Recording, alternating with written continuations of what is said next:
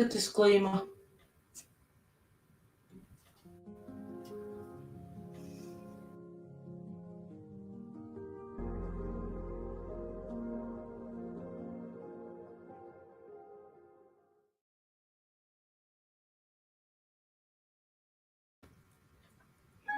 Welcome in, everybody, finally.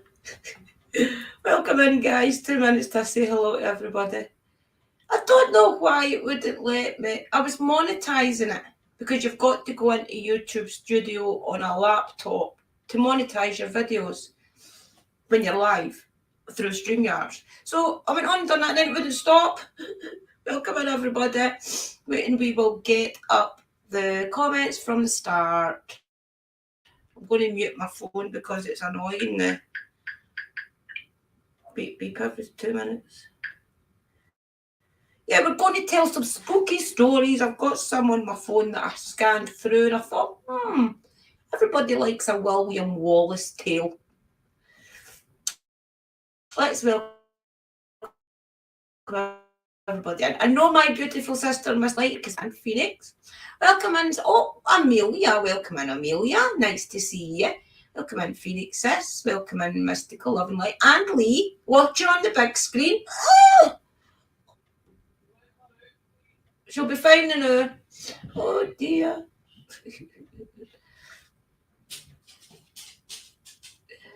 I did want you to leave her in the room until I stopped. Sparkles in and then carry on. It says, hi sis, Rachel and Lee, pink love hearts, red face.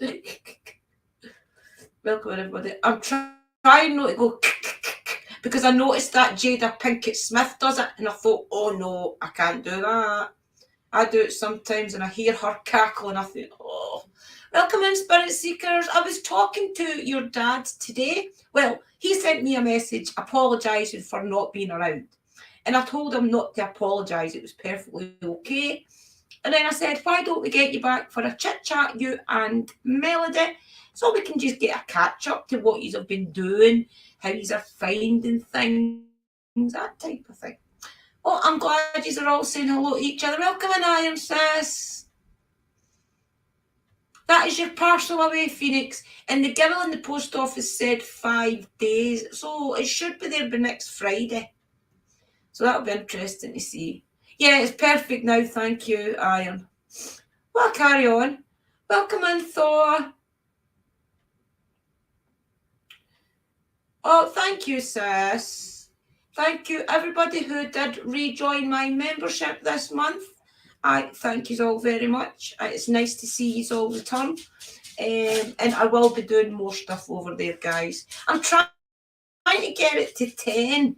And then I'll start doing private streams, maybe like tarot, a bit postcard for spirit, that type of thing.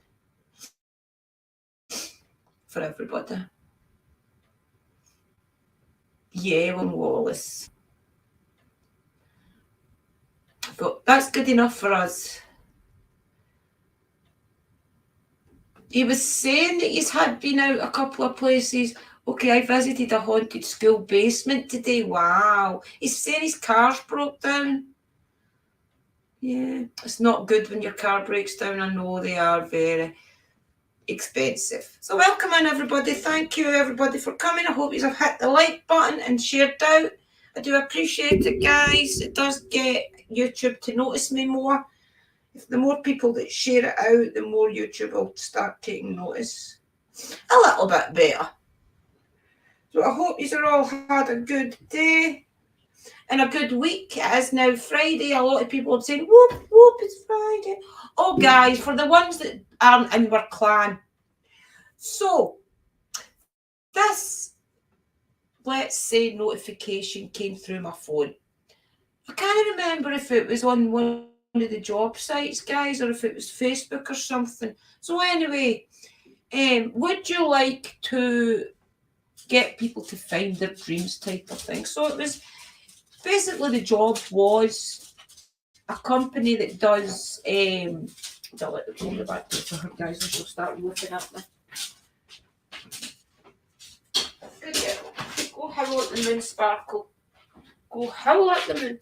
Yeah, so basically it's a company that does courses, much like the courses we do for our oils and different things with herbs. So what they do, maybe even a little bit higher than that actually. So what they do is us, if I was hired, they would already have the clients. All I would be doing would be talking that person that came across my screen into buying the specific class what can I call it? It's not a class because it's a big module of different things. It's more aimed at somebody like me that wants to go start teaching oils and things. It's basically a big program like that I would be trying to offer somebody like me, for a certain amount of money. So, and then she went through all the interview, asked what I did, about my personal life, what I was up to, that type of thing. But half an hour. And then she says, "Oh, I would like to offer you the position. I think you're perfect for." I'm like, "Yes." And then she starts to say about getting access to clients, access to the teaching modules to learn you how to approach the talking people into buying these classes, essentially. And then she's like talking about how much it would cost me to be trained to sell their stuff. That she wanted £1,000 up front today. It would cost £6,000 altogether, and that would get me access to all the teaching modules, all the way clients and things. £6,000, and I only get £1,000 for every course that I sell. If I sell one, jeez, I'm like, "Oh, thank you very much." And they put a payment plan in place if you want to do it. £800 a month.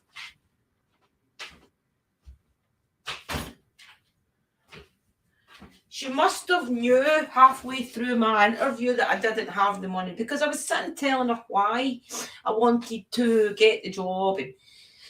So she must have knew I didn't have the money, guys, halfway through the interview. So is that not bloody typical, guys? 40 minutes out my day. 40 bloody minutes I lost. And no mysticals. A good job I didn't fall for it. They're offering payment plans, £800 a month. I'm like, "Oh, you're okay, keep it."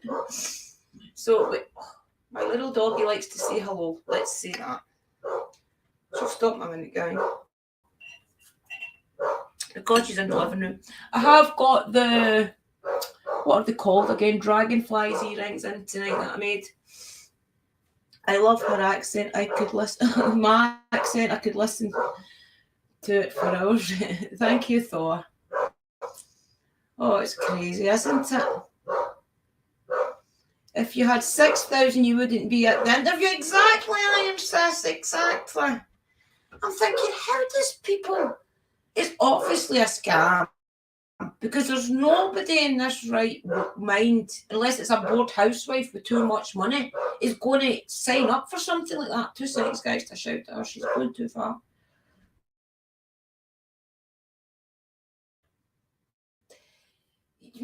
So especially when they're offering that £800 a month payment plan, and I said to them, I only get £240 a month. How am I need to sell a lot of. I would need to learn pretty quick. Anyway, never mind all that, guys. So we had a little bit of a chuckle about it, let's say. So yes, I had found. Let me find the one I wanted to read you again.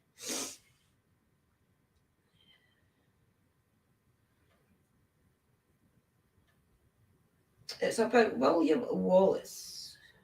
A spooky experience with William Wallace.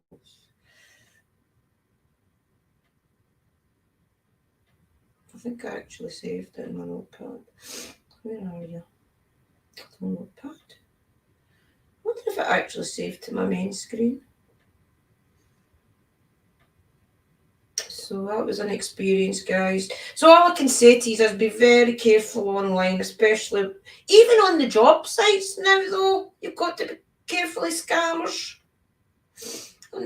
Unbelievable.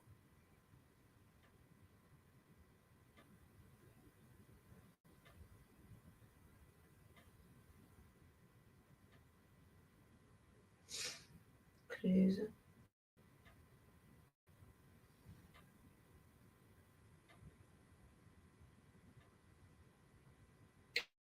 That's it. No, it wasn't that one. Oh, unbelievable, honestly. Right, let's get this story up for you.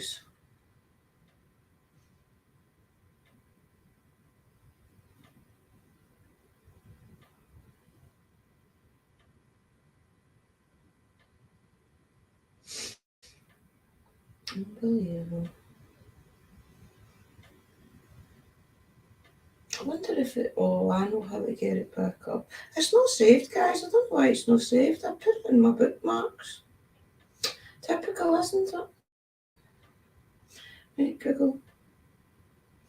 Bloody typical saved.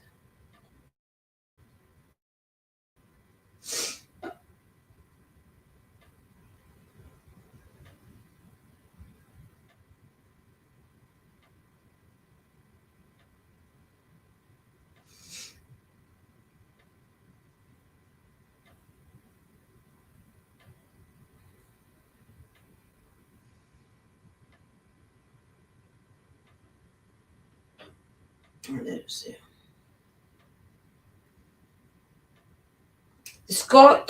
The Ghosts and Legends of Scotland, okay? And it's under Haunted Britain and Ireland.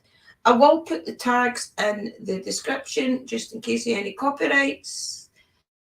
It's nice that you are all saying hello. Hello, Kiora. Welcome in. Your hem sticks and pentolins. Brilliant, Amelia. I love that. Nothing wrong with smoking a little bit of natural herbs. What do you say about the bored housewife? Lots of the bored housewife things they hear in Canada, but they wouldn't be willing work at anything. Right, okay. Oh, I've not got any incense. I was going to just light the incense there when I was getting the monetized thing to come up, but it was taking too bloody long. So tonight we will light, I think we will light, and the other one was happiness. Remember, I was trying to tell you protection, confidence, and the other one was happiness that I like of the Anne Stokes. I've no protection left of the incense, but I've got plenty of confidence and plenty of happiness. I'm always happy, guys. You know me. Happy-go-lucky Drew. Yeah, so she was saying I was perfect and I was a very empathetic person, she could tell, and just feels all bullwhack now. Oh, I love the smell of that. I'm going to try and get Willie to put her up the stairs. Well, if you can hear me, can you try and get Sparkle up the stairs again? Because our clipping about is just so annoying. Right, let's light some incense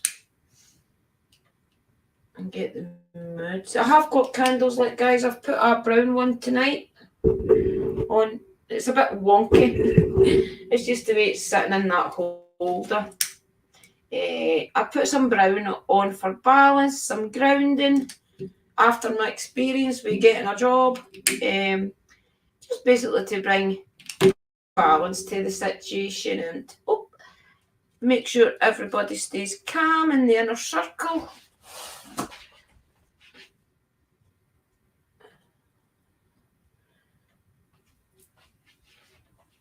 So there we go, guys. Tell that to the conservative Canadians. Yeah. I'd love to tell it to them. Our government legalised it. So listen to this, as far as I know. It's not illegal to possess it, but it's illegal to smoke it. So how does that work out? So you're allowed to have it. If they catch you with it, they just take it off you. And that's it, I think. But it's illegal to smoke it. I think that's the rules. It's something crazy like that, guys, in Scotland. Yeah, they should. Right, so let me read a little bit about this. Okay, I'm going to read just this because it actually sounded really interesting, to be honest with you. Um, to find a bit about William Wallace because that was really interesting. There's other stories as well. I'll read it, guys. I've nowhere to go, and I dare say yous will stay as long as yous can. So if one story's not very long, I'll just read another one. But I wanted to read you the one that I seen that William Wallace's name was in. It looked very interesting. Let's find it. And I do apologise if I need to sniffle, guys. I have got the cold. It's just a good old Scottish cold. Nothing whatsoever. I haven't even got a sore throat. Just the cold. Just the sniffles. Right, this is it. It's called Abbey Craig, Stirlingshire, William Wallace Braveheart, okay? On the 10th of September 1297, William Wallace stood upon the lofty heights of Abbey Craig, where Scotland's national memorial to him now stands, and gazed across the River Forth at the English held stronghold of Stirling Castle. The second son of minor Scottish noble Malcolm Wallace, William had grown up against the background of war, intrigue, and ruthless oppression that had been Scotland's King John Balliol, stripped of his sovereignty by English Edward I and his country bowed to English rule. Her independence sacrificed to the self-serving interests of her bickering and duplicitous nobles. It had been the death in 1286 of Scotland's King Alexander III. 1, 2, 3. That set in motion a chain of events that would bring Scotland into open conflict with Edward I of England and utterly start Wallace on his path of outlawry, freedom fighting, martyrdom, and immortality. Under Alexander's rule, the Scots had endured 20 years of peace, both at home and abroad, and were basking in a period of prosperity buoyed up by a thriving export trade. In 1284, the king had named as his successor to the Scottish throne his granddaughter Margaret, the Maid of Norway. Furthermore, a treaty had been agreed with the King of England, whereby Margaret would marry Edward's 5-year-old son, Edward of Caernarfon, and join the two dynasties, albeit on the binding agreement that Scotland would remain an independent state. Thus, with one act of union, peace and prosperity could be maintained, while Edward's ambition to unite the two countries could be satisfied. Sadly, it was not to be, for Margaret died en route from Norway, and fierce debate as to a successor ensued. John Balliol and Robert the Bruce, grandfather of the future king, emerged as the strongest of the 14 contenders, but their rivalry threatened to plunge Scotland into a bloody civil war. So it was the Scottish nobles turned to Edward I of England and asked him to mediate in the contest. In May 1291, Edward invited them all to a meeting at Berwick, where he demanded that before any discussion could begin, all those present must recognise him as Scotland's overlord and surrender all Scottish castles into his hands until after the succession had been agreed. On the 13th of June 1291, held by Robert the Bruce and John Balliol, the guardians and lords of Scotland lined up to place their hands in Edward's end. Placed their hands in Edward's, and one by one surrendered their nation's independence by recognising him as superior and direct lord of the Kingdom of Scotland. Shortly afterwards, the accession was settled in favour of John Balliol, who was duly intrigated at Scone, whatever that word is. It was Edward's insistence that, as overlord, he had the ultimate authority to hear appeals from Scots against their king judgments that edged the two nations into disagreement. But it was his summoning of King John in 1294 to join his war against France that opened the disagreement into open conflict. In 1295, the Scots commended an alliance with Philip IV of France and effectively declared war on England. It was a brave move, but a monumental miscalculation. Edward, at almost 60 years of age, with his flowing mane of white hair, was the veteran of many military campaigns, a warlord without peer. He mustered any army of 25,000 foot soldiers and almost 1,000 knights and marched on Berwick, then the richest and most populous city in Scotland. His objective was to teach the rest of Scotland what to expect if they continued to resist. In so doing, he subjected the unfortunate citizens of Berwick to a horrific 3-day massacre that left 11,000 men, women, and children dead, and their blood, so one chronicler laminated, streaming so copiously that mills could be turned by its flow. Edward's army then swept northwards, conflicting a crushing defeat on Balliol's army at the Battle of Dunbar, and capturing the ancient coronation stone, the Stone of Destiny, which was taken from Scone to Westminster Abbey. One by one, the Scottish nobles surrendered to Edward. Then in July, at Kincardine Castle, King John himself was forced to confess his rebellion and resign the throne, his humiliation compounded by Edward's ripping the royal insignia from the chest of his tabard. When the Great Seal of Scotland, that most precious emblem of Scottish sovereignty, was presented to Edward, he cast it contemptuously aside, observing the fatuously that a man does good business when he rids himself of Turk.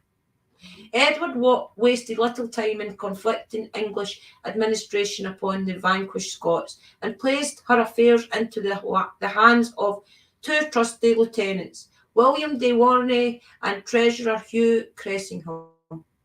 He then ordered every freeholder in Scotland to swear an oath to fealty to their conqueror. Most did, but amongst those who steadfastly refused was Malcolm Wallace and his brother. Malcolm had refused to swear a similar oath in 1291, and had later been killed in a skirmish with the English. By 1296, William had acquired something of a reputation as an anti-English firebrand who had avenged the death of his father by killing his slayer, an English knight named Fenwick. He was considered a giant of a man, standing over 6 feet tall, and had become a sort of Robin Hood figure, leading a band of outlaws whose hideout was situated deep within Ettrick Forest. On the forest periphery stood the town of Lanark, where lived a beautiful young heiress called Marion Braidfoot, to whom Wallace was, if not married, then certainly betrothed. When the Sheriff of Lanark, Haslerigg, and Marion's brother put to death Wallace and his comrades, stole into town and put 50 English soldiers to the sword. Hazelrig meted out savage retribution by executing Marion to deny Wallace of the woman he truly loved. Wallace returned to the town, murdering the sheriff in his bed, killing his son along with 240 English soldiers, merchants and commoners, before going on the run, rampaging his way across Scotland, collecting fables and followers as he went. Thousands flocked to his cause, including many nobles, chief amongst them the young Earl of Carrick, Robert Bruce, who was destined to continue the fight after Wallace's death, and, having freed his nation from English rule, would become one of Scotland's greatest kings. When the Scottish bishop gave their blessing to the rebellion, it became both a national and moral crusade. By the time he arrived at Abbey Craig, his army had swollen to around 40,000 men, and Wallace himself had become the ultimate cliché of patriotic resistance, a living legend. From Stirling Castle itself, the English commander William de Warenne watched the rebels assemble, with 50,000 seasoned and heavily armed soldiers under him. He was confident that the ill-disciplined, tightly armed Scottish force would be no match for his superior army. But observing battle protocol, he sent two Dominican friars to offer a reprieve for all past misdemeanours if Wallace and his comrades would surrender. Tell your commander that we are here not to make peace, but to do battle, to defend ourselves.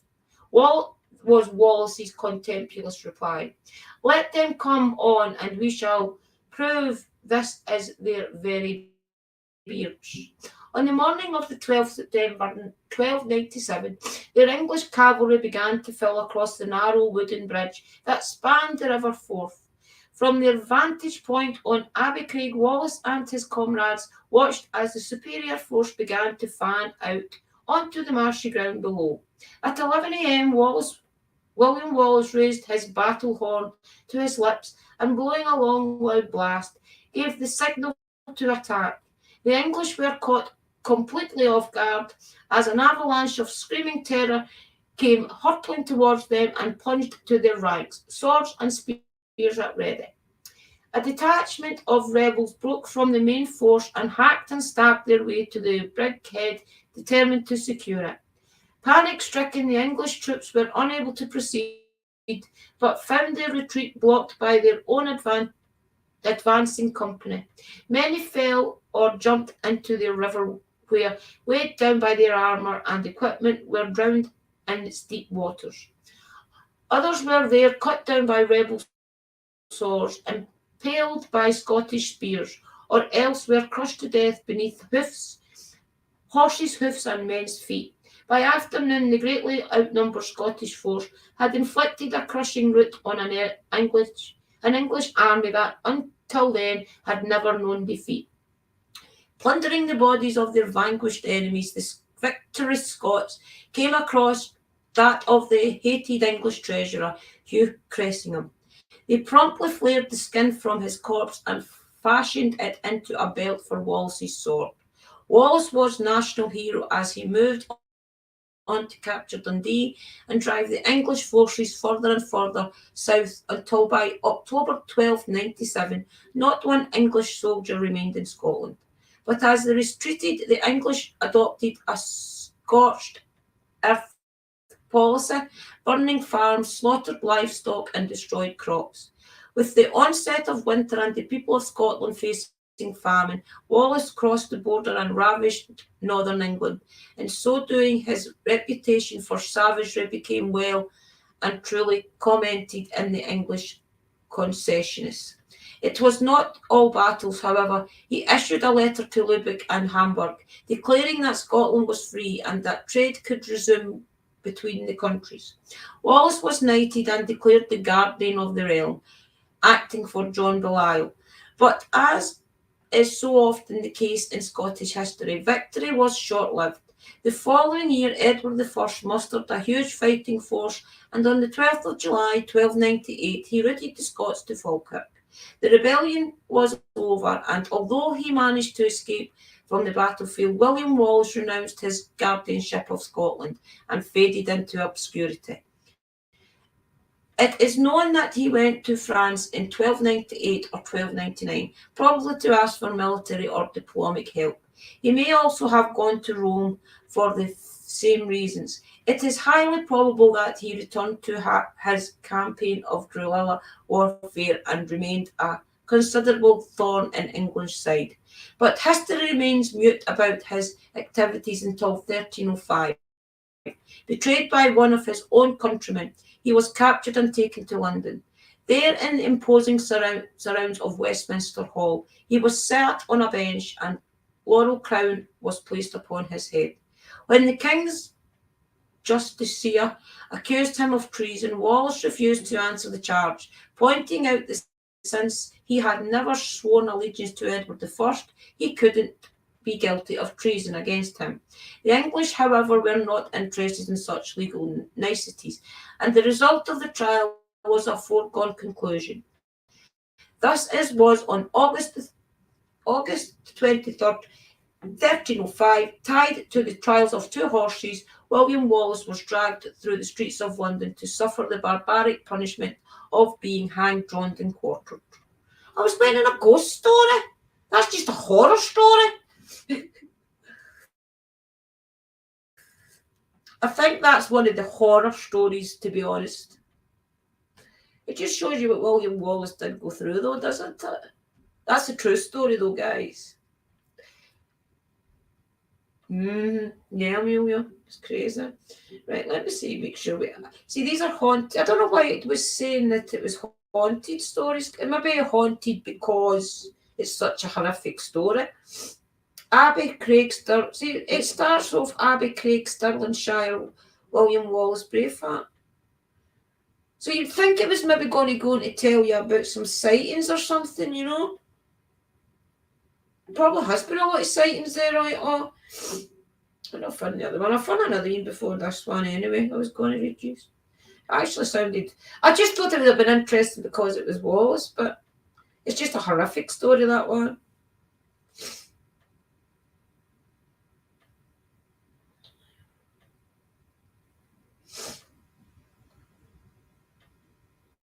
I'll find the other one. I was going to read you the Scottish Myths and Curiosities. That's why I named it that, because this is a website I got it off of. Scottish Myths and Curiosities.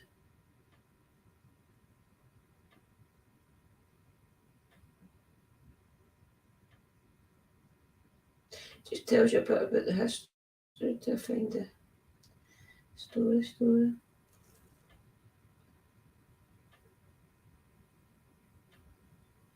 See, these are wee quick stories, guys. I'll read this one. Painted face Highlanders. According to Roman history, Britons often painted themselves with woad, which produced a bluish tint, giving them a wild-looking battle. There is a big conflation with this theory based on the Romans also calling the northern people Picts, derived from the Latin equivalent picti, meaning painted or tattooed people. Therefore, it was named through to have been placed on them by the Romans. They could have simply used this term in a derogative manner, as they considered them barbarians. So maybe the Picts liked to wear war paint or had elaborate facial tattoos. We can't prove it, but it's not a wild historical error to show Roman era Picts decorated that way. There is no evidence for Pictish influence on the 13th century Scottish culture. By the 11th century, the Picts had been completely assimilated to Scottish culture, and they left only archaeological remains and a few hard to understand documents. There is absolutely no historical relevance at the so they didn't find that was the way Wallace dressed, remember, with the Scottish flag. That does look like bloody well Mel Gibson. It doesn't look like William Wallace. Oh, these are legends, eh? Oh, these are legends of how it came about. Wearing under your kilt. Right, I get it now. I want horror stories, no that type of story. Wait, we'll get a spooky story, guys.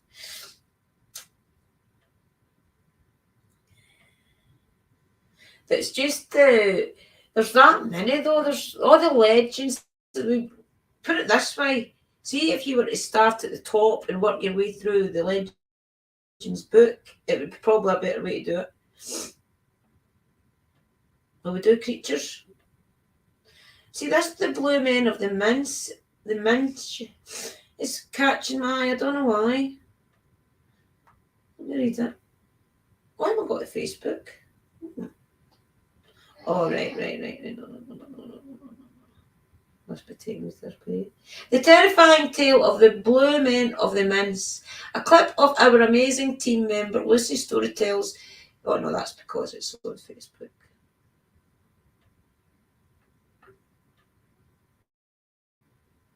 See, the most popular is the Loch Ness Monster. Thank you, Mystical. Remember to sub each other, guys. I'll find a good one. Wait, give me a minute. And I'll find us a good one. I'll try and find creatures. Creatures are always good to... I want to try and find one that I don't know either. Except cookies. I want to find one I don't know. Like we know the Loch Ness Monster. That's the Kelpies. I've read the Kelpies before. And the Selkies. I've read that before. Fingal's Cave.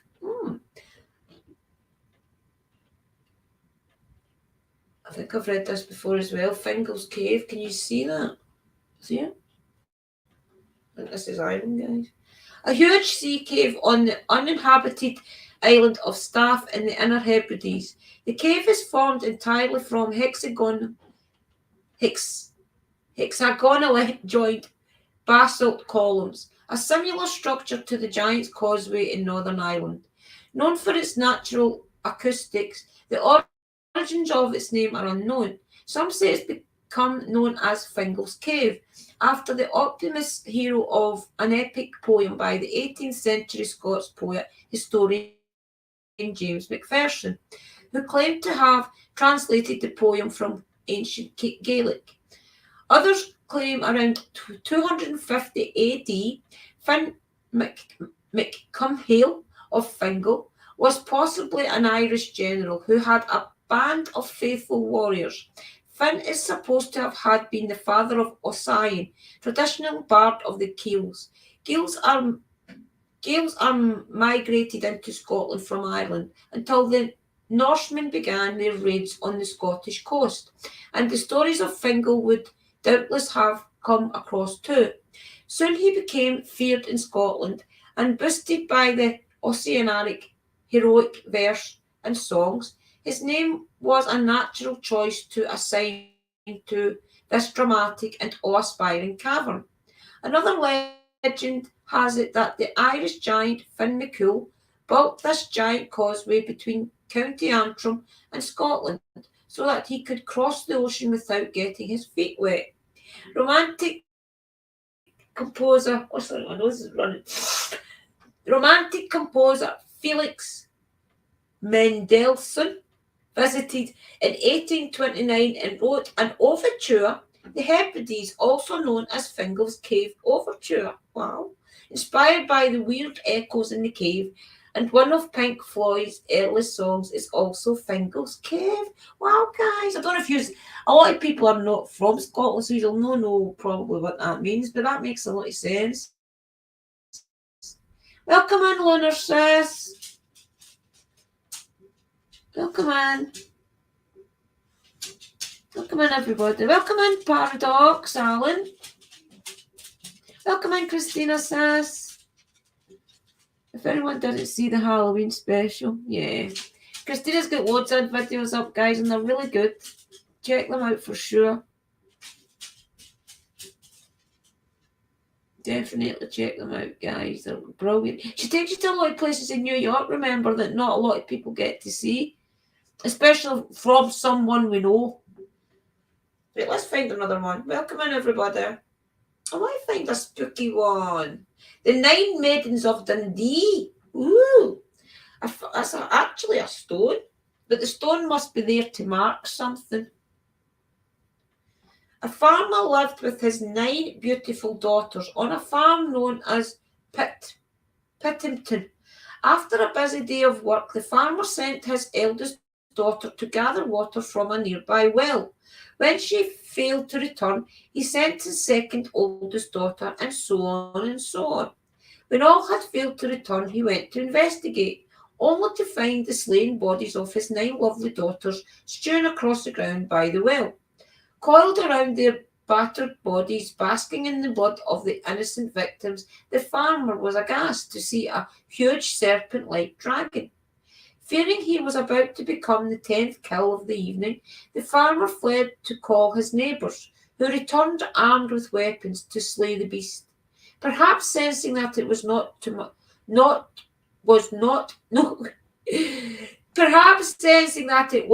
match for the baying mob, the dragon attempted to make its escape, but a young man named Martin caught up with it. Using only a wooden club, he beat the dragon, eventually slaying it as the crown jewel Strike Martin. The place where the dragon was defeated was named Strike Martin, and was subsequently named Strathmartin, a name which lives on in the name of a school and a street in Dundee. Martin Stone stands alone in a field 1 mile north of the village of Bridgefoot, previously known as the Kickton of the Strathmartin, itself known on the northern fringes of Dundee. Walk down the city's high street, and you'll come face to face with a statue of the dragon. Wow. I don't know where that is, guys, Strathmartin. There's also Strathmartinshire and things as well. That's up that way. Yeah, definitely watch it. They're all good. I love watching everybody's. I love seeing cemeteries around the world, no matter where it is. It's still going to be different from the next. Even if it was one town over, it's still going to be different. I just love seeing cemeteries. I always start to daydream into what the people would be like that lived at that era when some of these stones go up. Because if you look in a cemetery, it's usually got different eras, if you like. It'll have like when it was built type of ancient, and then it'll go to modern. If you're lucky enough to come across a big, huge cemetery. I just love being in cemeteries. I'll go somewhere on Sunday, guys, and we'll go live. The Stour worm. The Stour worm. Stour is dust. What's Austury in here? That's Austury. Means dusty. The Stour worm. Our Mr. Stour worm was a gigantic evil sea serpent in Orcadian folklore, capable of contaminating plants and destroying animals and humans with its putrid breath. It's a probably of Orkney variant of the Norse Jormungandr, also known as the Midgard serpent or wood serpent, and had been described as a sea dragon.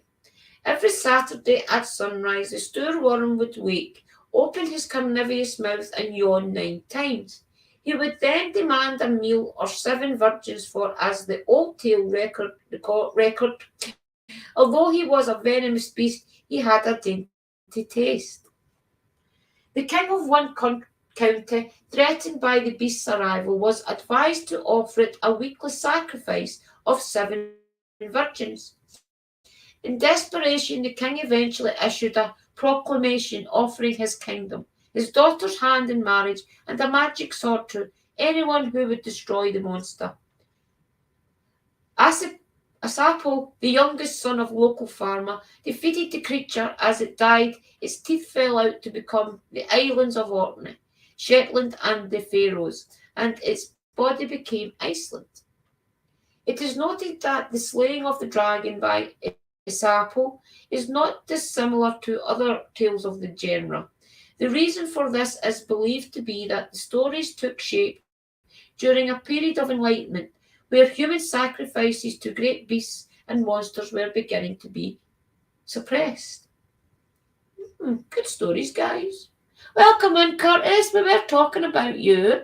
Curtis is CDSP Ghost Chasers, guys. Remember, and please subscribe to each other. What are you saying, sis? Sorry, I don't join cemetery live streams. It's considered tap. Oh, right, I didn't know that, Amelia. I didn't realise that. I'll not go to a cemetery then. I'll go to. Have I ever been live in a cemetery? I'm trying to think if I've ever been live in any cemeteries. I know I've done a few walkarounds, but I think I've done a few, yeah. I didn't know that, Amelia. I don't need to go to a cemetery. I can go somewhere else. I can take you up Birkwood and see how much it's changed for the last time if you want. He's enjoying these stories, guys? Let me know if he's enjoying them and I'll read out another couple and then I'll talk to you. I'll read out The Ghost Piper of Clanner Bay. That's okay, Curtis. Don't ever apologise. As our mystical always says, family first. All you guys are great. I love you all to bits, especially my sisters and my Uncle Danny's family. But family here has got to come first because this is my reality. So it's the same for you guys. This has to be second because this is a screen. This is real life. So don't ever apologise. The Ghost Piper of Clanard Bay. It looks quite nice, actually.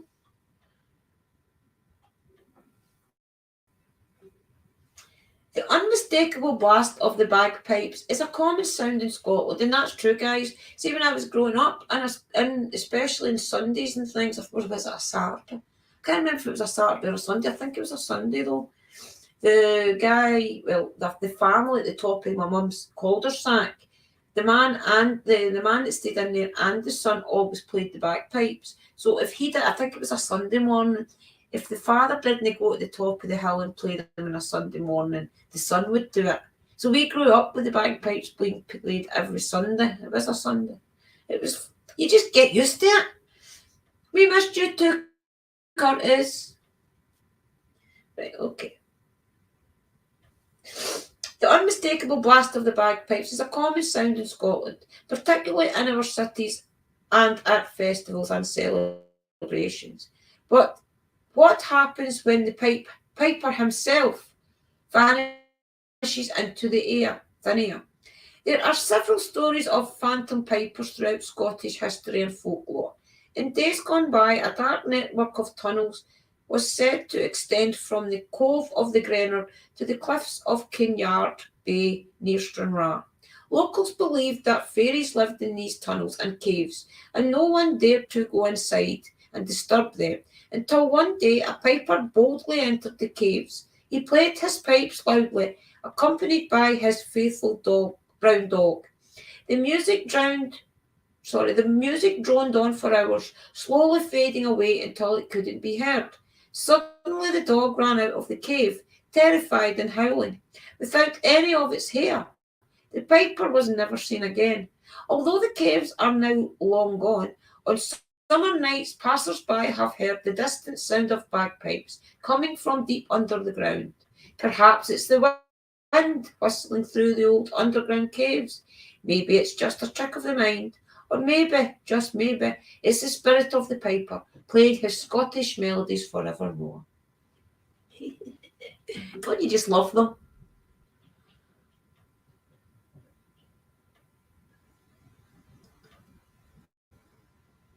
Seen some bagpipes here in Canada. Yeah, they are nice, guys. You do get, if you're Scottish especially, you do get goosebumps when you hear bagpipes. That's not a lie.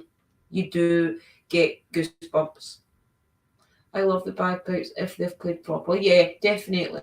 Yeah.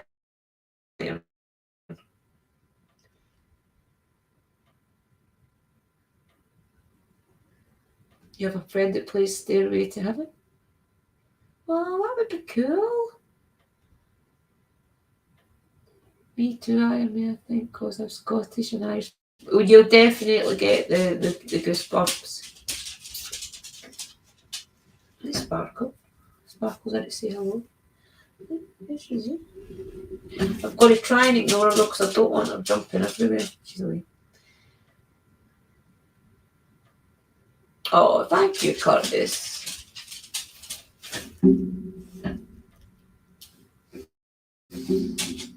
Bagpipes makes the hairs on my neck stand up and I get eerie and emotional, especially strike under this table. Yeah, it definitely does. It gives you like especially if you're at an event and you're already like kind of, no hyper, but you're already like buzzed up because you're going to like an event like the Highland Games or something. My Etsy shop's down, Mystical. I don't know why. They're trying to say that I owe them money and I don't owe them anything. I pay £1 a month, I think it is. And they're trying to say that I owe crazy money. They're trying to say that I owe £37 or something. And I'm like, anyway. So guys, you can look on Etsy at my shop, but if there is anything you see on there, definitely give me a private mail, either on some of my social media, or just leave a comment at the bottom of one of these videos and I'll get back to you. If I already know you anyway. If not, just get me through Facebook or something. I'm on all the social media platforms, guys. as Drew's paranormal vlog, so I'm not hard to find. The Gorbals Vampire, let's read it, because I can't go back here. I can go back here any time. The thing is, when you get off the train, you get the bus, even the bus in, because you get off the bus straight onto the train, and the train takes you straight through to Central Station, and then it's just a walk for there. So it was just a bit cold. Oh, I can see what my dad's doing. I could definitely take his back here at some point, though. And this is the one, the Gorbals Vampire at the Acropolis. Back in the 1950s, and I have spoke to this one of these kids when I worked in Parachills, the research company, and the Gorbals Vampire case came across the screen, let's say. I did go into the Glasgow Facebook page and I asked if anybody in Glasgow remembered the event. And a man mailed me and he said that he knew one of the boys, I think it was an uncle, was one of the boys that was there. Oh, welcome in, Diane. Diane here, yeah. He knew, I think it was his uncle, one of the boys, and we got to speak to him. He said that he would get in touch with him, he would get him his phone number, and we did. And we sat and we spoke to him. I spoke to him a brief 2 minutes, and then the owner of the company and I sat and spoke to him. And he can remember it as if it was yesterday. The reason that they all got, the community said all the boys were lying and things, was because the comics had just started to come out that had vampires in them and different things like that. So they were trying to say that the boys had got that from the comic.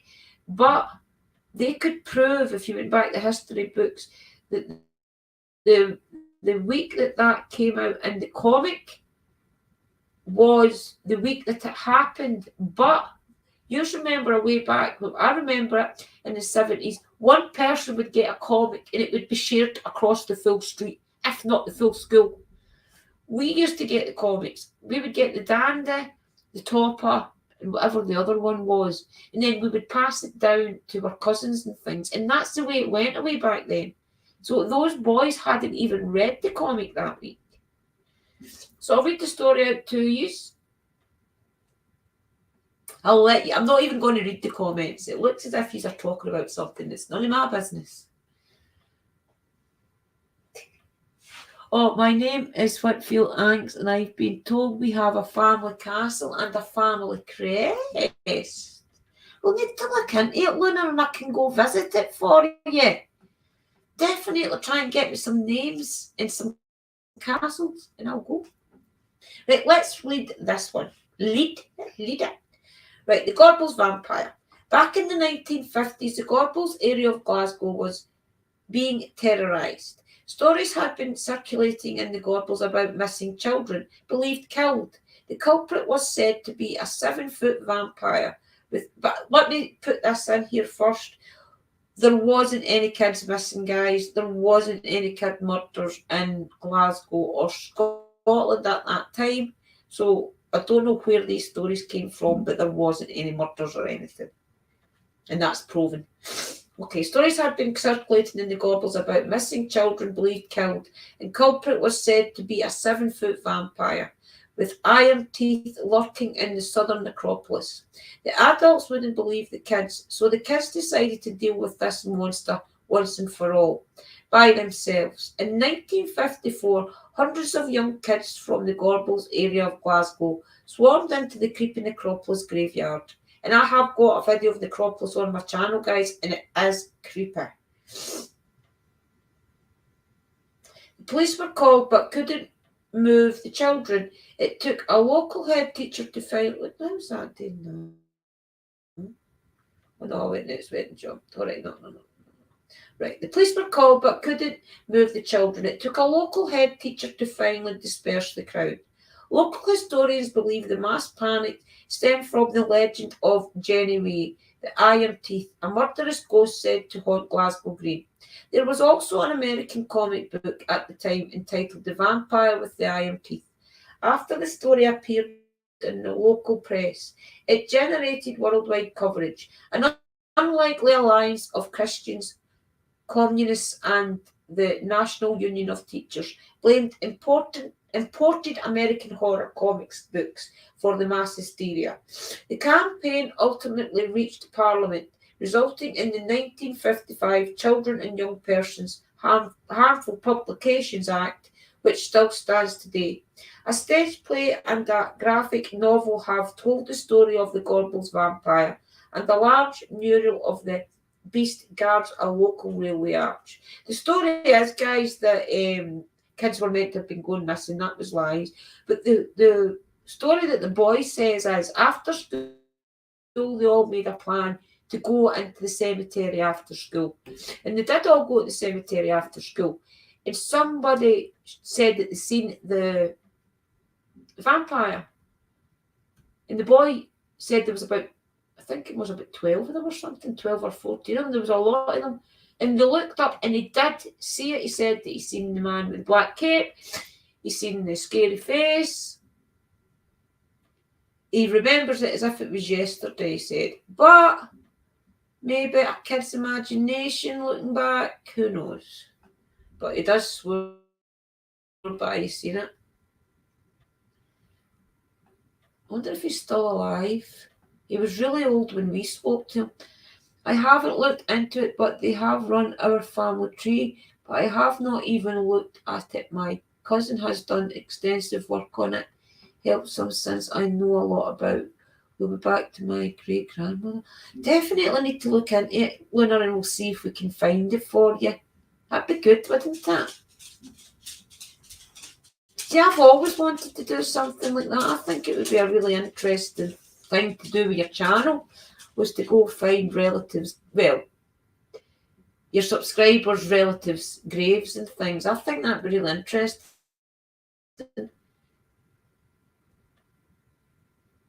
Yeah, definitely. We'll see where it goes. Curtis, don't you know, she's going to get a pregnancy test. Oh, Sammy.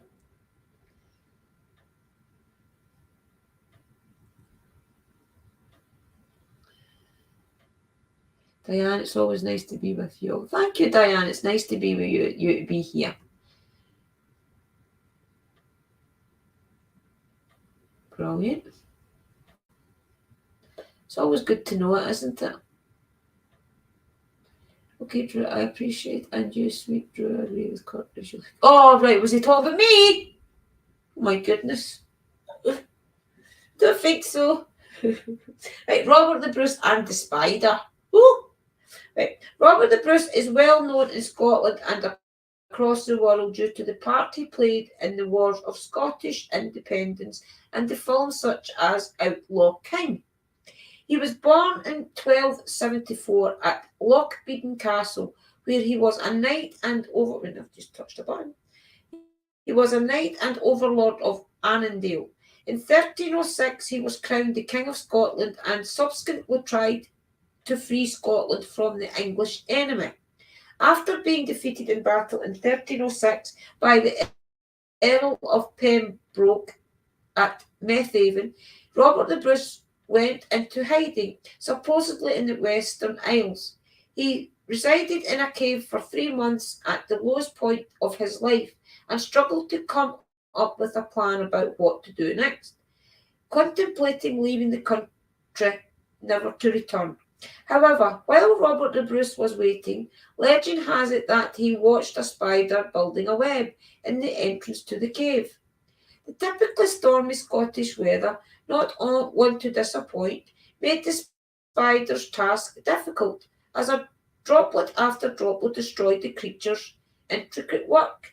Finally, against all odds, the spider succeeded with his web. Robert the Bruce was inspired by the spider's efforts decided to get up and face another fight. He is said to have told his men, if at first you don't succeed, try again, which is a phrase used still to this day, which is true.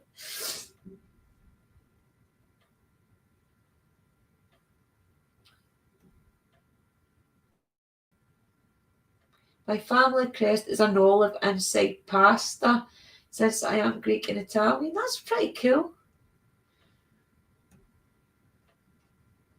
She needs to have another little Drew. She has one. Oh, I've got a girl, Luna. I've got a daughter who's 34. My daughter was born in 89. That's little Zach's mum. And Aurelia's mum.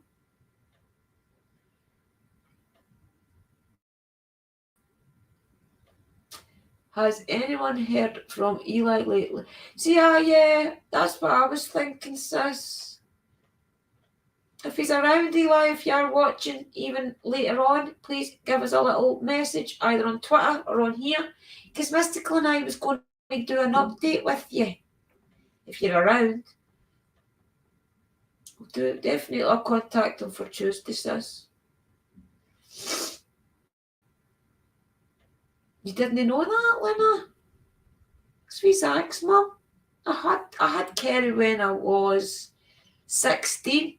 No, I fell pregnant at 16 and I had her when I was 17. I brought her up over in Lanark and then I moved back here when Kerry was about 10.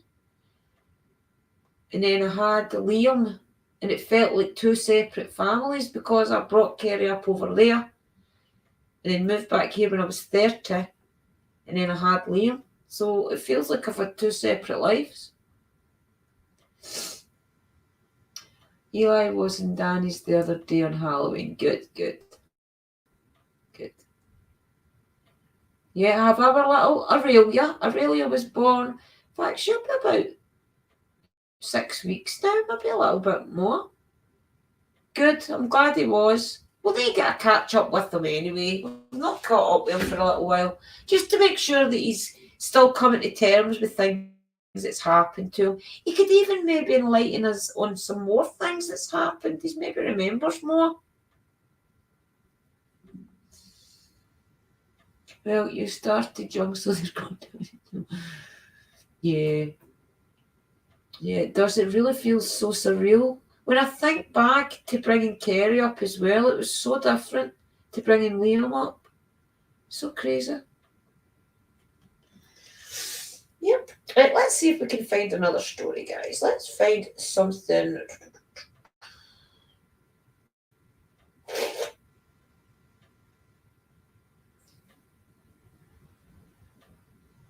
Back to the tap. Back to the tap. Back to the top.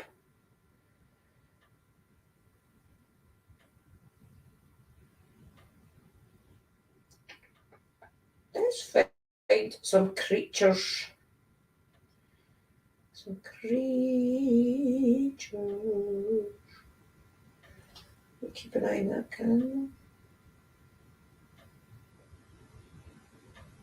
The Wulva. This is a form of werewolf that stalks the lands of Shetland, but unlike the common myth, this creature was never human. I think we'll look that up, the Wulva. Let's find it. The Wulva.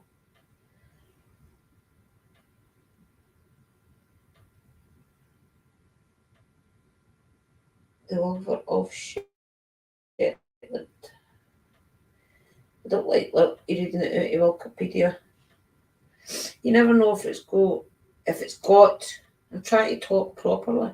You never know if it has got real facts in it, guys.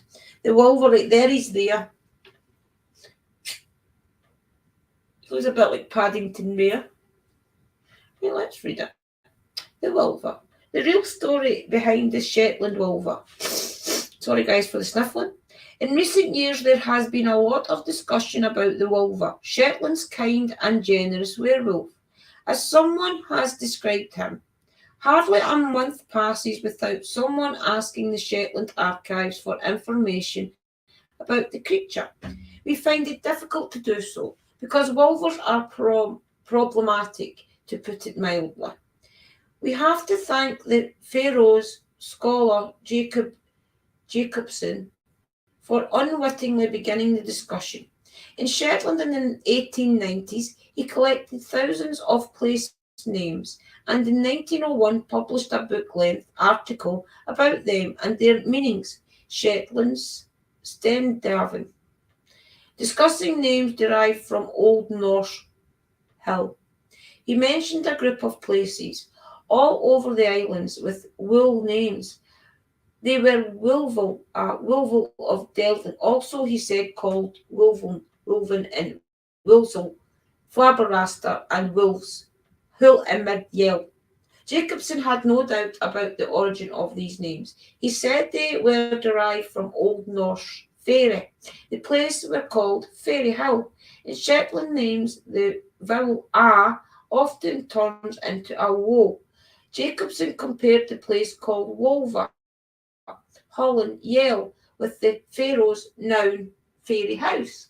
The Shetland folklorist John Spence, written in the Shetland Times in 1905, discussed one of the Delting names, a mound near Buster House.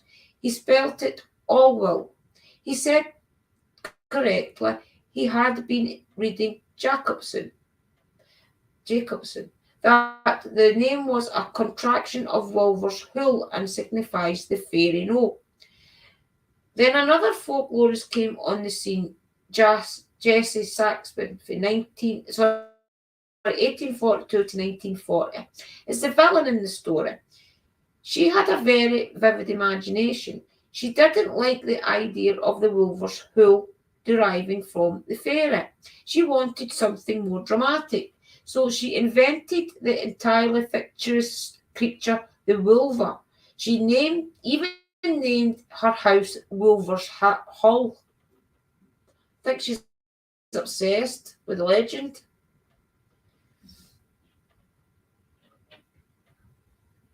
Right, let's see what she says about it. Writing in 1933 in her book Shetland Traditions Lore, she described the creature, the wolver, she said, was a creature like a man with a wolf's head. He had a short brown hair all over him.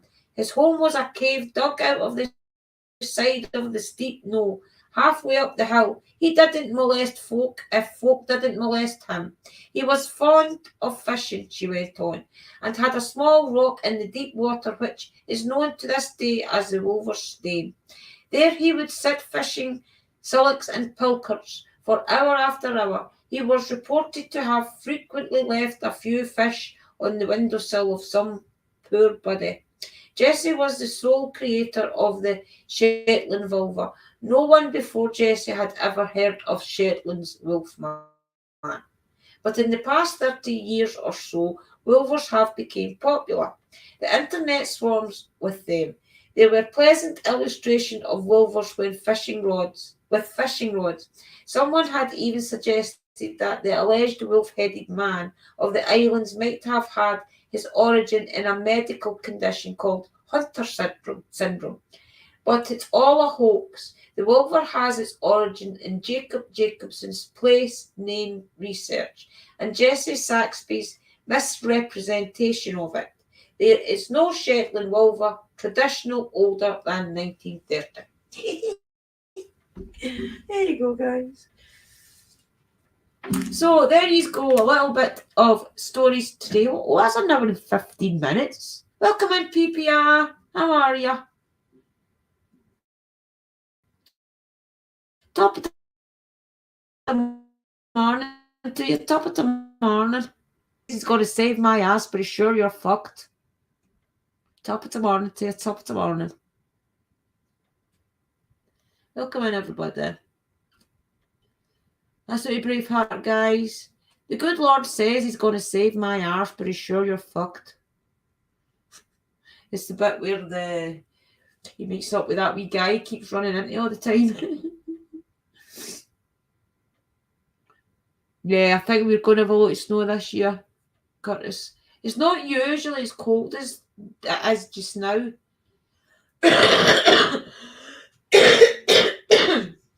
It's definitely not as cold as it usually is. It's colder just now than it usually is.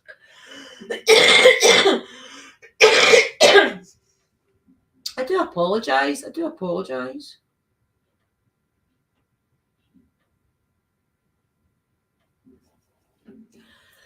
Oh, I've got a drink now. Terrible. I've got a frog in my throat.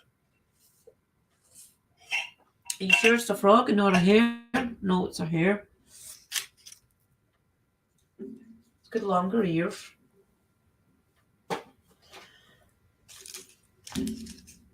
So that's all the stories I'm going to read out just now. Keep an eye on that, guys. I don't know if you're allowed to vape. I was going to light a cigarette up, but I don't want to annoy YouTube. Lemon and honey whiskey. Oh, I couldn't drink a whiskey. If I had drunk a whiskey, I'd be dancing on the tables. I'll just have a peppermint tea. If it gets really bad, I'll just have a peppermint tea and it'll clear it up. I'm not sore. I'm just... And then my throat goes really dry, but that's because I'm a smoker and I was talking. So what am I got coming up? Sunday. Maybe even tomorrow I'll go somewhere and Sunday. I have put data in my phone so I can go anywhere and go live even.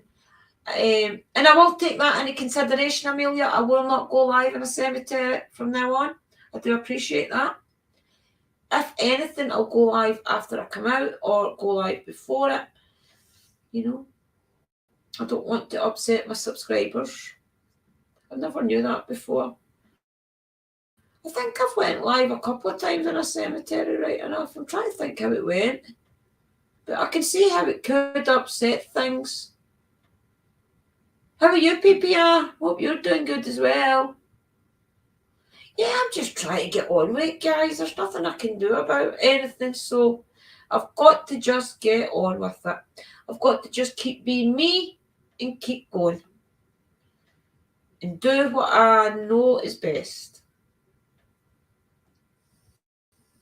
Ginger root, and I like ginger. And I have actually got some ginger. I've got some ginger chips. I've not even put them in jars yet.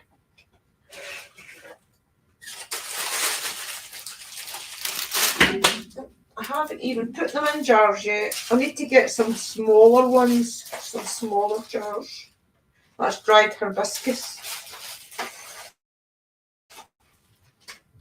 That's devil's claw.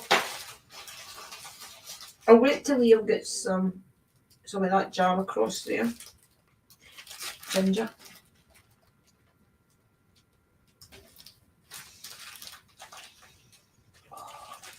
Yeah, I like ginger in some things. So I've still got elderberries to put in as well. I've got 1, 2, about 4 or 5 different herbs I need jars for. So I do. I don't want to put them in those big jars. See those ones there? I don't want to put them in big ones like that because they're not a lot of them. It's a pleasure reading the stories out. I just wondered what to do tonight. I was going to do the spirit box and things, but as you know, my neighbour just passed away, guys, 2 weeks ago, and her funeral is on Monday, I do believe. So I wasn't wanting to put a spirit box and things on. It's a bit... I'll need to take the jar out the freezer. I go live at cemeteries. I don't care what people think. I'm respectful. And what I do, that's all that matters to what we enjoy. Well, true, yeah. That's true, PPR. That's true. Do what you want. It's true, you can't please everybody, guys. I try my hardest to please everybody and it just doesn't work. Doesn't work. If anything, you end up being the one that's suffering. I'll tell you what, Amelia, I will make a deal with you.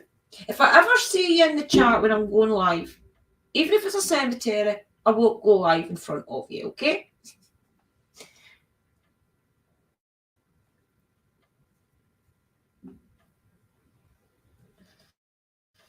I'm trying to think if we got anything when I went live. I'll maybe take these up Burkwood. I'm going to definitely take these to Lover's Lane. That will definitely be over probably the next week, as long as it stays dry. The snow stays away. I will definitely take these there. But as for Burkwood, I don't know about the weekends because you know that's where all the teenagers gather. I went live once in a cemetery. The rest of the time it's videos, but I had to go live because with Diddy's grave.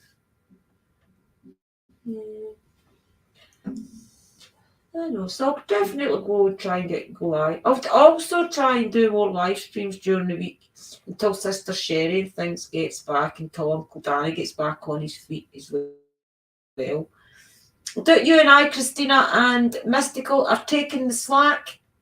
We're doing the live streams for a couple of weeks till everybody gets back from their holidays and back on their feet. We need to keep the community going. I went live. Oh, I've read that one. What was that one I wanted? See, comment above. I have no problem if other people want to do it. That's okay. Yeah, I suppose you can't really keep everybody happy. Your beliefs is your belief, so. And I do believe that there's certain, like one legend might not be true in my area, that is true in your area, such as the spirits in my area don't like you going live. They might come and haunt you, you know. But whereas in your area they don't mind. It could be, who knows? Who knows? I get fed up trying to think things out sometimes. I sit and my brain actually shakes with trying to work things out. I'm like, there's so many disrespectful people that give us good people. Well, that's it, PPR, yeah. You can only do your best. I mean, that's why, believe it or not, I put Drew's Paranormal vlog at the end. It was going to be Drew's Paranormal. In fact, it was at one point Drew Anders Paranormal, because that's what my big sister called me, was Drew Ander. And it was Drew Ander Paranormal or something at one point. And then I put it to started watching Marie's Life vlog and Angie the Green-Eyed Angel. I started watching them, and at that point in time, as you know, I was starting to watch the Ghost Hunt. They were one of the teams that I watched as well, and so they were starting to go live a lot of the times, and then they would do investigations, and then Marie would talk about her garden and things, and that's why she was vlogging channel. So that's why I added the vlog onto my channel, is because my channel's a mixture of everything around the paranormal, but it's also vlog because I put everything out to debate. Whatever I capture, I like to edit it to a point where if I hear anything on the screen, I'll put it up, as you know. Then again, sometimes I like to just put it out and let you tell me what you hear.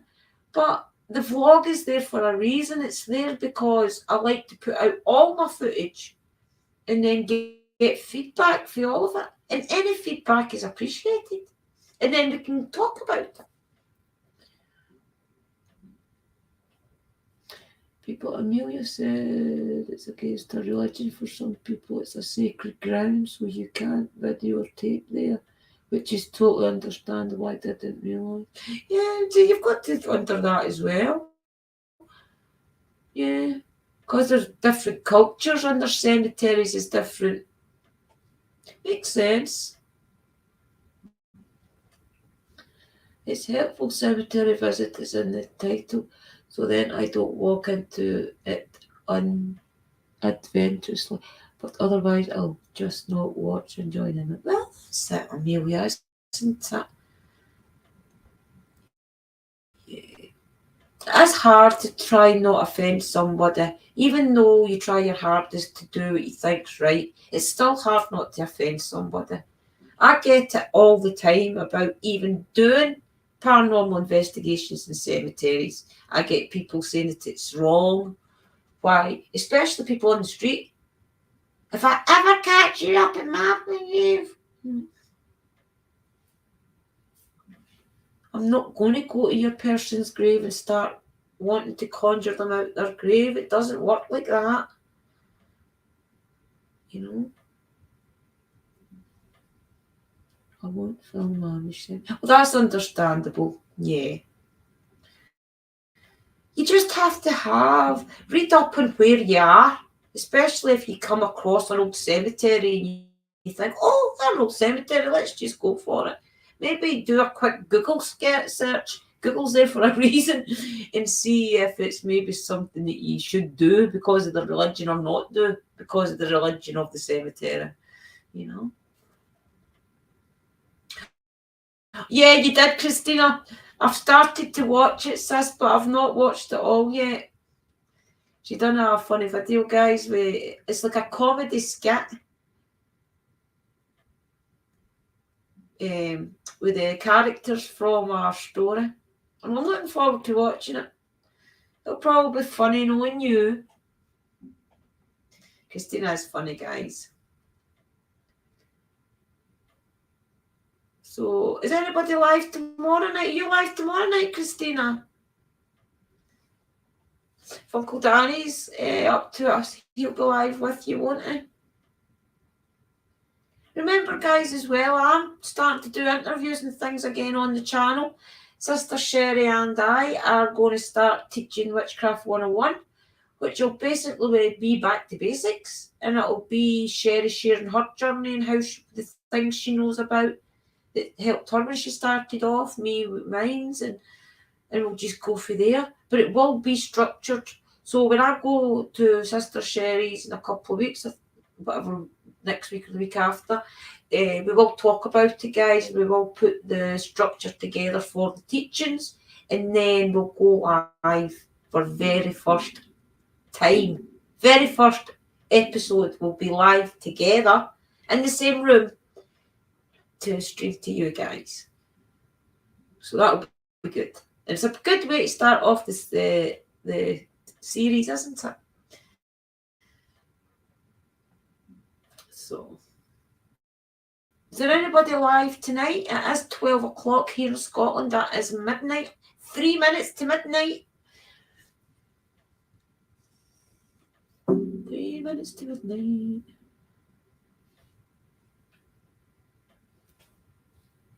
It's freezing in here. I should put the heating on. I don't like to put that heater on though because of all my oils in here. You'd likely be very interested in Maori culture. Maori culture, ancestors and the spirit would. Definitely would be interested in that, Amelia. I love the see, what's it called, the Maori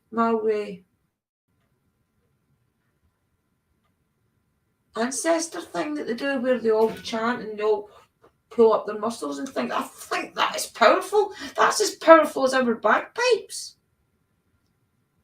I know there's a word for it, but I can't think of it. Is it the Maori warrior thing that they do where they build up? I think that's amazing.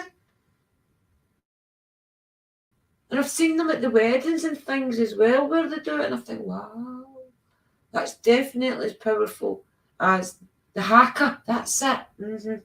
Oh, that's good. And they do it also at the beginning of cricket matches and things. Haka, it's powerful, very powerful.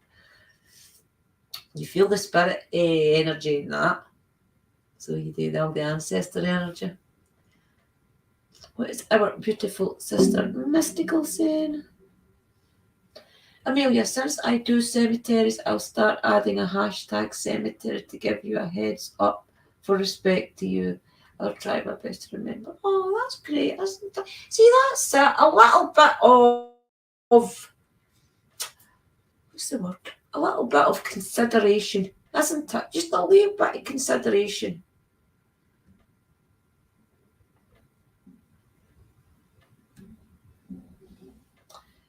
I don't like churches because they're all haunted in the past.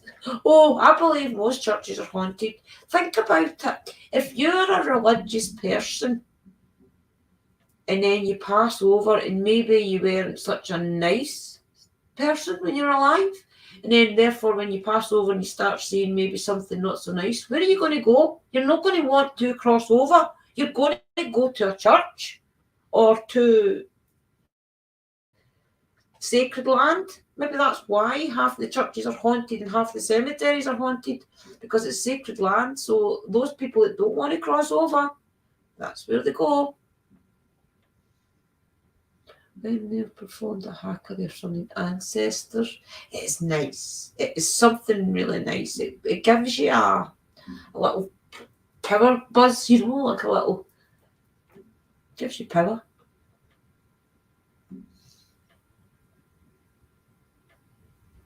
Paranormal Nightmare has just started a premiere for all those paranormal nightmare lovers.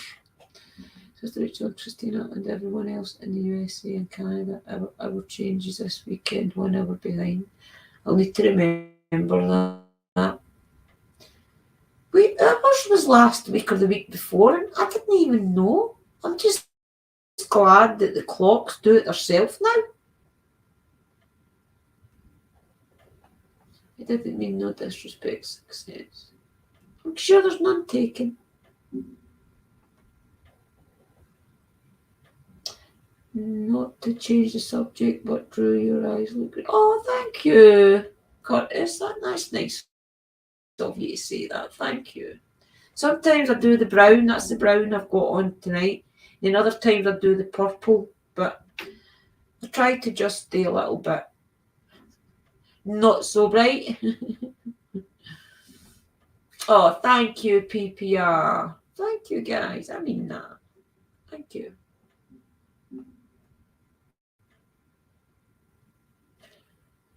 That's okay, Diane. Welcome back. Thanks, guys. I've been caught out horrible before. A crime channel retrieved a body in a car and uploaded it. Viewing other people's dead bodies without family blessings is also... See, people don't think. They just want those views and things, don't they? It's crazy. Yes, Drew, your eyes are looking especially blue tonight, but I didn't see when I came in and you looked... Oh, thank you. You'll make me blush, guys. I'm blushing. Sometimes my eyes look more blue than they do other times. I don't know why it does that. You're like, ugh! I wish I could get new teeth. That face there is really annoying me. I'll get one of those little screw-in teeth. Thank you. All my sisters always look beautiful too. Looks is only skin deep. Yes, Sunday, turn the clocks back, New York. For sure. That is so wrong. Yeah. So definitely keep an eye out for everybody going live. I do believe you're live tomorrow night, Christina Sass. I don't know if you heard me say it.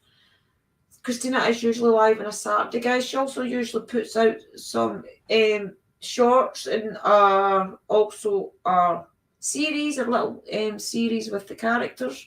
Usually goes out at the weekend. So just keep an eye out on each other. That's all to do, because YouTube doesn't let people get notified, guys. Just always go through people's channels, look and see if they've got any live streams coming up. If they have got any coming up, hit the notification. Maybe even share it out, you know. Yeah, you can't do that. Yeah. It's something that's really sacred. Coming into the world and going out of the world is something that's really sacred. It's something that's only between you and those energies that's on the other side that want to help you, essentially, or that's waiting on you to go and do your next journey. I won't even tell you what was on our Les Hegel page today because it's too upsetting, and I really am going to tell you. Humanity makes you sick sometimes. I was heartbroken for the person's family. The most awful moment, plastered all over social media like it's some good gladiator game. I find that abhorrent. It's definitely terrible, Amelia. That's just for clicks and views. That's all that's for. It's the same with the paranormal investigator in England who tried to make it out as if the spirit box had led him to a bit of something in a wall. Let's say he tried to make it out as if the spirit box had led him to there, and he banged the wall down and found it, and then it was proven that he didn't. People do anything for views. Fame goes to people's heads, and then all their morals and the things that they stand by in life goes out the window, or they feel as if they have to cut other people out the road to let them be in their place and don't want to make. They want a quick, fast fame. Instead of going out and making all their own contacts and their own, establish their own thing, they want to cut in on people and then kick people out and then take the seat. People do that as well. And you think, well, if you're going to do that, then you might as well just give up in life, because you're always going to be that person that wants what somebody else has.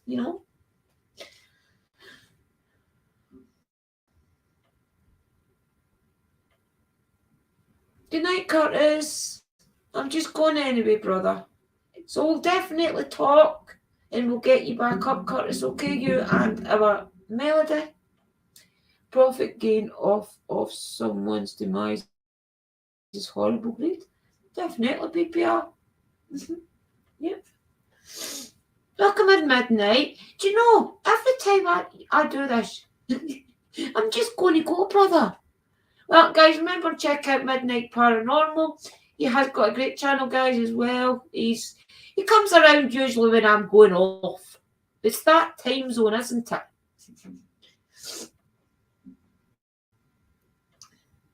That's what annoys me, guys. That's why I always go live after 10 o'clock, because then I've got a little bit of a chance at catching all my Canadian, American, Australian family. I would go as late as maybe 2 o'clock, 2 a.m. if I have an interview and I really need to do it. If it's somebody I really want to interview, I would stay up till 2 a.m. to do it. And I would probably get up as early as maybe 9 o'clock to do an interview. So I appreciate all you guys, especially Chris in Australia, who has to get up 9 hours in front of us. Wow, it's crazy. So basically, when we're going to bed, she's getting up.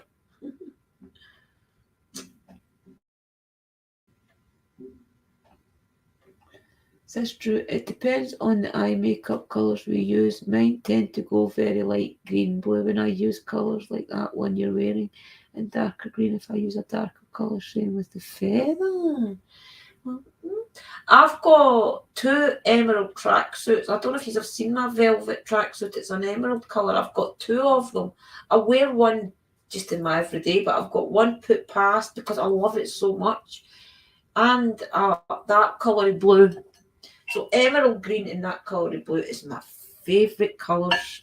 And I do like wearing my blue makeup, but I just feel as if I'm 50, 51? And I shouldn't be wearing this brighter colour makeup. So, thank you, Mystical Sass. I appreciate it. Thank you. Remember to share your shop. Remember, guys, if you want to check, my Etsy shop is down just now, but everything is still up there. So if you do want to have a look at it, guys, you'll have to private mail me if you do see anything you want. And it is still only UK and Ireland for the time being. Though, today, I posted a parcel to Phoenix in Canada, and it did only cost £13, and that is signed for. So that's not too bad. And that's signed for. I've not even got the little receipt down, and it's upstairs, or I would tell you the weight.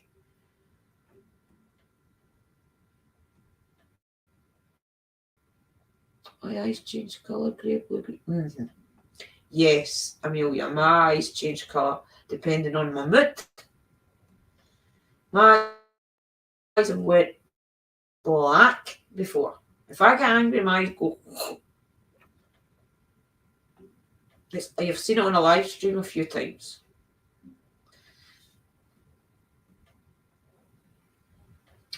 We're keeping this PG-13, so I can't tell you when exactly my eyes change colour. Ooh, just tell you my boyfriend's. Oh, good. Oh, well. Gives them something to look at, doesn't it? There's an old saying in Scotland, you don't look at the fireplace when you're poking the fire. But maybe in your case they will.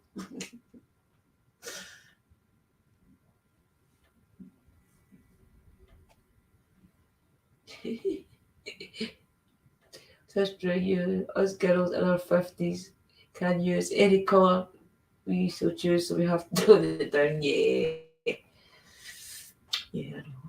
I need to find a nice colour, but I like my blue though. But I'm right into my emerald green right now when I'm going somewhere, because I like the way that it sits on my eyes. But I've not got much of it, so that's why I don't wear it a lot. Because my pen that I've got, they're just basically a glorified pen that runs out. They run out pretty quick, so I try and keep my emerald green one and just use my brown and my purple when I can, because I want to keep the emerald green for when I'm wearing my tracksuit.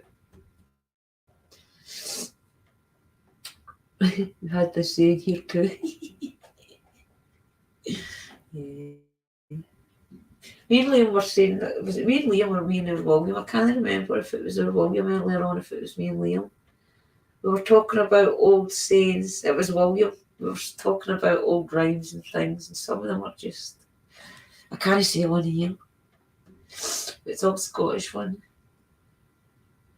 I don't know what to say or not. I'm slithered. Better not. I better not say it. Come on, Rachel. I was the perfect time to say it. We are talking about it. I kept it totally peachy. That is a good note to end things on. We always need to end the live streams on a smile, guys. So I've worn black for the last 30 years only, except in camel green. See, you would think because I was a witch I would wear black all the time, but I do like the colour black, but I mostly do like the brighter colours. I used to like pastels. When I was pregnant with Kerry, my daughter, that's my daughter, guys, was sharing a bedroom with my big sister. So she used to have big bikers and things coming in and out the room, and it was crazy. Music was horrible. I'd hate it. She'd sit up all night listening to music and things, and I was crab it as it was, and then I fell pregnant and I was like, Mom, you need to get this stopped. So my dad ended up putting a partition down the wall. I'll need to find pictures. There's pictures somewhere. And this was before the room was halved. We had big flames coming out the radiator. Up on the ceiling we had a big spider's web with a big spider in it, which was a cuddly toy that we had when we were a kid. We had this spider. It was just a cuddly toy. There was a spider. So he was on the ceiling. But I think back. And then my dad partitioned in red walls with black skirting boards. And then my dad partitioned it down the middle when I was pregnant with Kerry. And I had white walls with little blue balloons, light blue balloons, little mint blue balloons, yellow balloons, pink balloons. So you walked into Helen, welcome Bud Files.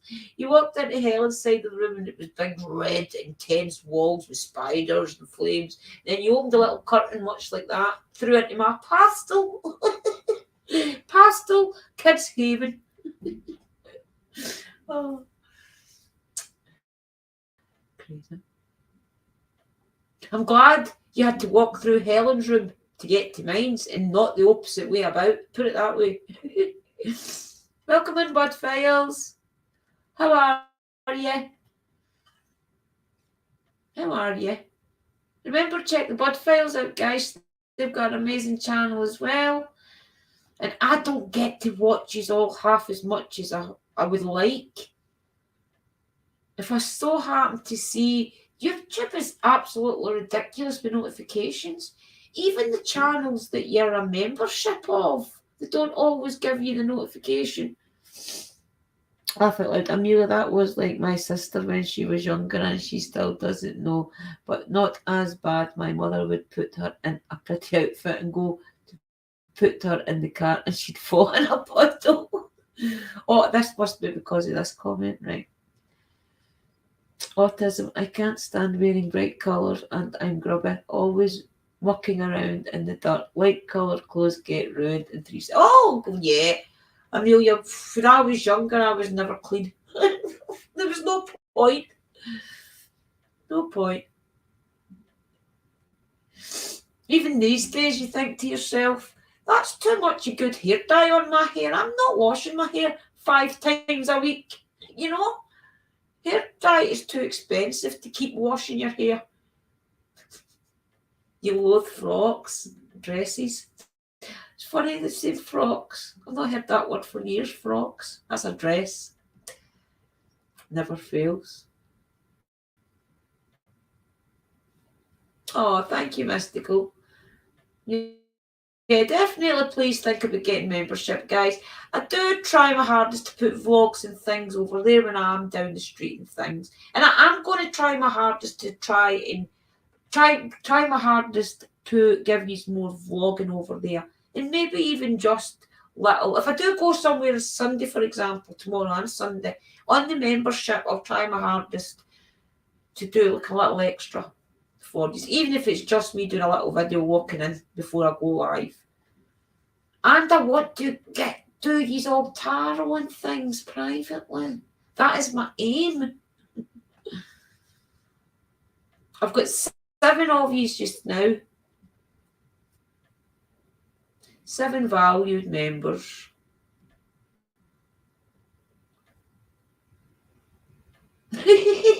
If you put mittens on your cats, it looks like a dress. What the weird.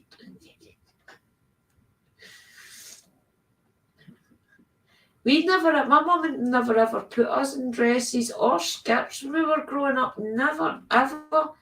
And sometimes with being a girl, I always wanted to wear a skirt and things. And we always got our clothes handed down from our big cousins.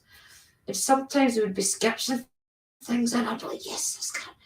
And then you would go to try and find it and wear it, and it'd be gone.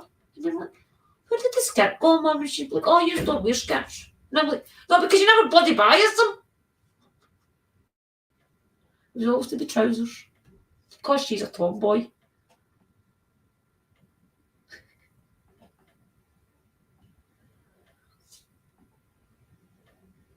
Actually, the truth is, falling out of the trees in a dress, I would look at the well. That's sad, isn't it? I used to love climbing trees when I was younger as well. Climbing trees and making dens in the woods. I've seen the railway. I've showed you 100 times. So, and I've told you 100 times. We used to make dens and things in there. Crazy. I'll need to take you down the railway again as well and see if we can contact Shane. That's what I'll do, guys. I'll do a spirit box one night when it's getting dark. I'll take you down Lovers Lane and I'll take you down the railway and we'll see if we can contact Shane and see if we can contact the witch that attacked me at Lovers Lane, who I did go on to give an offering to. So we'll go back and see if she's forgave me. I've not went back yet. I'm going next week or the week after with my baby girls, my older daughter Christina and my Jessica to go out and hair done. Good, Phoenix, there's nothing better. I've got a big sister and things. We used to do things all the time when we were younger. Her makeup was my makeup was her makeup type attitude. But not clothes. We had 2 different styles. But yeah, it's always handy to have somebody that knows. And Nelly was great doing makeup. Nelly used to get, in the 80s, it would have been, there was like subscriptions, much like the witchy boxes, there was subscriptions to makeup that she would get. And they were pretty expensive, if I can remember. And you would get nail polish and all different things in them. And you would get information on how to put your makeup on and why you wear moisturiser. So Nelly knew all that before me. You know, she taught me most of it. Yeah. Good night, Midnight. Good night, Midnight. Thank you for jumping in. Dropping in. Had a bit of a Bugs Bunny moment there. Yeah. See, I'm that type of person. I still try and go on the slides. I still try and go on the roundabouts and things.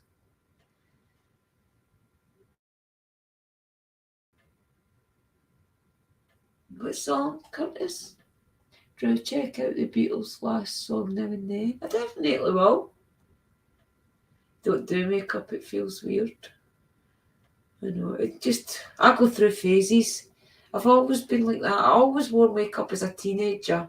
Just eyelash Didn't wear foundation. I've only started wearing foundation maybe in the last 4 years. I never ever wore foundation, always just wore eyeliner and mascara. It's not until maybe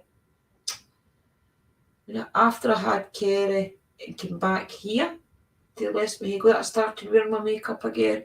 And then when I had Liam, I stopped for a while. And then just through maybe the last 8 years, I've maybe started doing it every day or every other day again. It just makes you feel better. It makes me feel more like me. It gives me a little bit more confidence. I hate looking right now. If you've ever noticed me on a streaming for myself, I don't look at the screen. I try my hardest not to look at myself, even if I'm up with other people. But if there's other people on the screen, I don't need to look at me. So when I'm on the screen, I don't like to look at me, so I try and look here or I'll look away. Yes, I missed that with my sisters when we were younger. The good old days, yeah. My big cousins used to come in as well. And they would get ready on a Saturday night, like a Friday night and a Saturday night in my mum's house. My mum would sometimes put rollers and things on them on a Friday night. So, crazy things. And then they would all get drunk and have a boogie. Yeah, the good old days. Sleepovers and things. I used to love getting a sleepover with my cousins. So I did. Even when they came up for that call to babysit us, we all used to just share the one big bed. Like there was always Helen's bed and my bed together. So we would all just put the covers on uneven and then jump in, make it one big double. Good night, Misty Midnight. Good night, Midnight, brother. Yeah, so I was that with. Oh, I read that one. Right, okay, that's me all caught up, guys. It's been a good night. That was at nearly 2 hours. It's been a good night, guys. I love sitting here just chit-chatting with you. So remember, just keep an eye out on people's channel over the weekend, guys. I do hope Uncle Danny starts to feel better as well. And Christina's probably going live over the weekend. Yeah, Mystical's a grandmother. Really, I'm a grandma too, but I don't think I'll climb trees anymore. I got something in my eye the other day and was walking downhill and fell. Then an hour later I missed the bottom step and fell. Oh, Mystical. I think you better get out your bed, walk round the bed and get back in. Somebody else in the clan group was having problems the other day, or was it you? And I told them the same. Jump back in your bed, go around your bed, jump back in and get out the other side.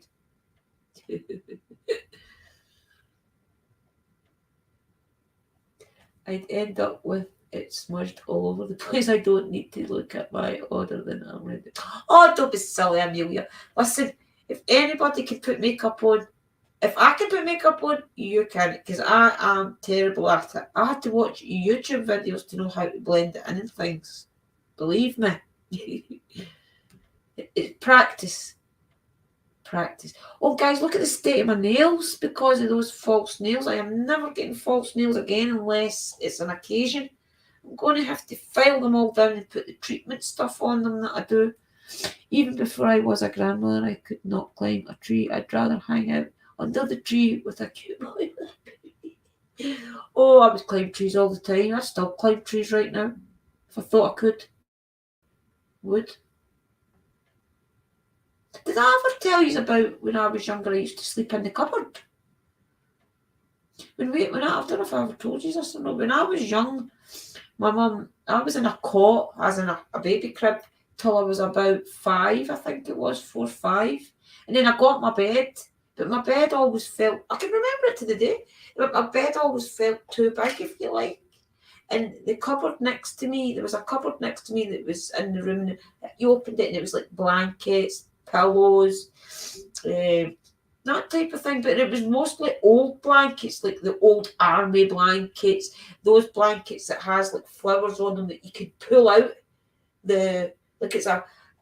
It's like that, but it's like 3D. You could pull all the little things out. blankets like that. So I can remember it to this day. I used to go crawl in there and cuddle up into the shelf and go to sleep.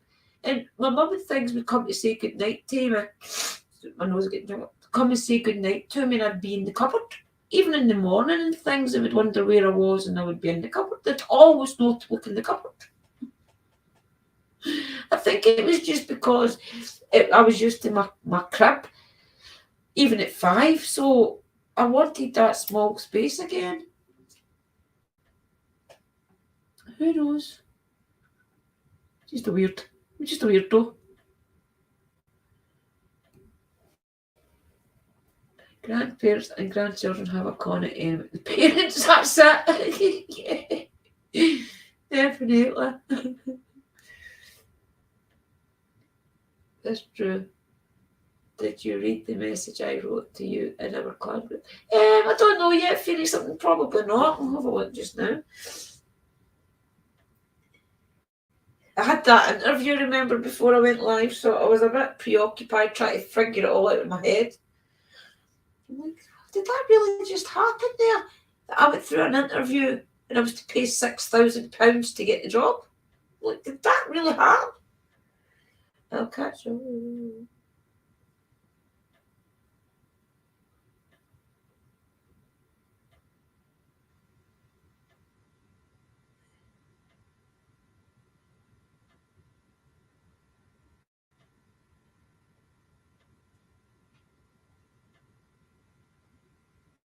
There's not many messages, sis. I need to look back.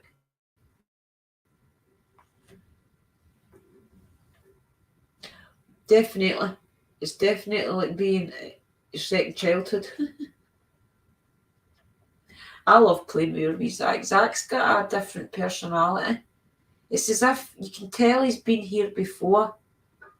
He's going to be one of those people that's either going to be like an architect or somebody that sorts things out to build something. He's got one of those minds that likes to put things together, like Meccano, Lego, and things like that.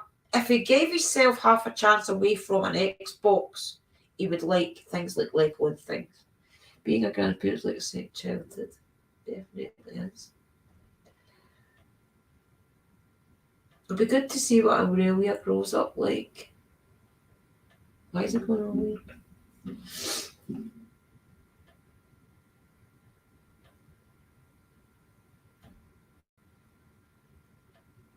What was that? Mm-hmm. Yeah. We're all Peter Pans. So we are. We're all Peter Pan. All right. Love you. I love you all, but I have to get bed. Yeah, I did a crossover. Oh, you did a crossover tonight, sis? No problem, Christina. I'm going to go as well, guys. It's been a great night just chit-chatting with you. If sister Sherry does watch this back, we are missing you, sis. So come back to us safely. So, and anybody else that does watch this back, thank you all for watching back. And please share out, smash the like button as well. And leave a comment. Tell me what you think. Tell me what you want more of. You know, communication. Even as well, guys, if any of you ever want me up on your channels to maybe tell my story and things, I'm always willing to come up on your channels and tell my story as well. So please always keep that in mind. And remember, come up here and get a chit chat with us. You know, let's shoot the breeze together. My eyes are going off funny. It'll be the makeup. Love received, love returned. Thank you, that looks pretty cool. Right, okay, guys, I'm going to let you all go and get back to your Friday afternoon, Friday evening, Saturday morning, wherever you are in the world, okay? Good, Amelia, thank you. I appreciate that. Because I always try to think, what can I do now? And it's always just talk to the spirits, tarot, or read you a bit of some stories and things. But I'm always open to ideas. And remember, check out Mystical Love and Lights channel on a Tuesday night, guys. We are starting back up again, all the interviews and things. We have got Curtis coming soon. And we are also going to reach out to Eli to to get him back for another interview and see how he's coming to terms with his experience, see if he's came to any other more conclusions about it, you know, and we'll talk to anybody else that wants to come up and get a chit chat. So I'm going to let you all go, guys, and thank you all for coming. I'm going to play out the outro just so you can say goodbye to each other. And thank you all for coming. Blessings.